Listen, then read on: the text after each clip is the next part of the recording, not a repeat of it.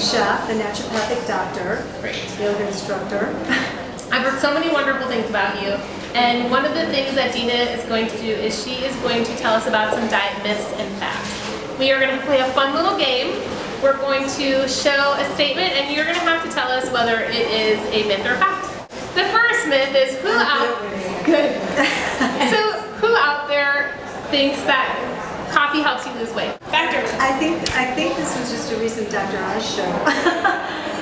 You know, coffee, unfortunately, does not help us lose weight. If anything, it hinders us from losing weight because it actually prohibits our metabolic rate. So we can actually get what's called metabolic syndrome, where our metabolism becomes more sluggish and slow. It's a faux jump start, right? Which is why we feel that rush. It's a heavy burden on the kidneys and adrenals, eventually burning those out. So eventually what would happen is your metabolism would become slower and slower and more sluggish, and you wouldn't be able to work as efficiently as we'd like to. Now, is green tea the same way? Is that considered the same? No, green tea is a wonderful antioxidant, and I always switch all of my patients from coffee, and even when they say decaf, how about decaf? But a lot of our coffee that we're drinking, unfortunately, also has formaldehyde in it. It has some other chemicals, heavy sprays, things like that. So we want to get off of that. And if we're getting the headache issue, we go right to caffeinated green tea, which is actually good for us and is a huge antioxidant and great for the brain, great for many things, as we know. So we have to lose weight the old-fashioned way. Okay, so you mentioned, so that's what I'm hearing again and again. So you mentioned also metabolism, and you mentioned coffee depressing it. We heard about coconut oil. What are a couple other natural ways to boost our metabolism?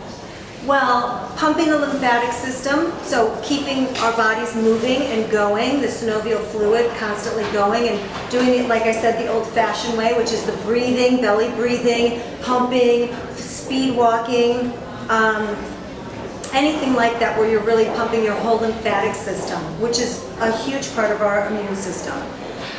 Oils, good quality oils and fats, like she had said.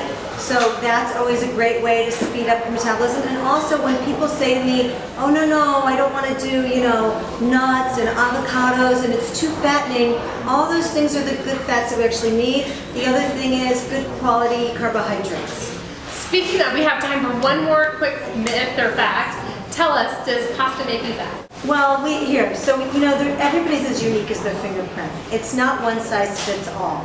So you really need to look at what blood type we are, from whence you came, where's your ancestry, where are you living now, are you living in 0-degree weather. Our ancestors used to make pasta, obviously, and bread that didn't hold together. It would fall apart after a day or two.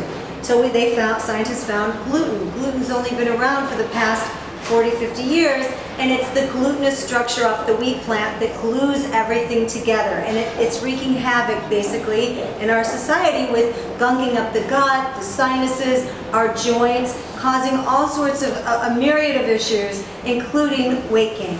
So I do a brown rice pasta that I love. Tinchiata pasta is my favorite.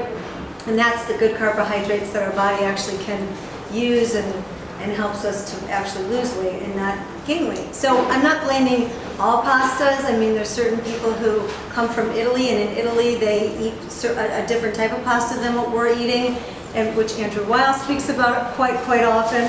But it's a much deeper subject. But that's the basic premise on pasta. So now we're out of time, unfortunately. We can sit here and talk forever. Forever. If people want to hear more about you, where do they go? www.Denas Healthy U, DENAS, healthy, and the letter U, like university.com. Good, and we'll also have a link to that on our website. So thank you so much for coming today. Thank you for having me. It was a pleasure having you. Let's get rid of this.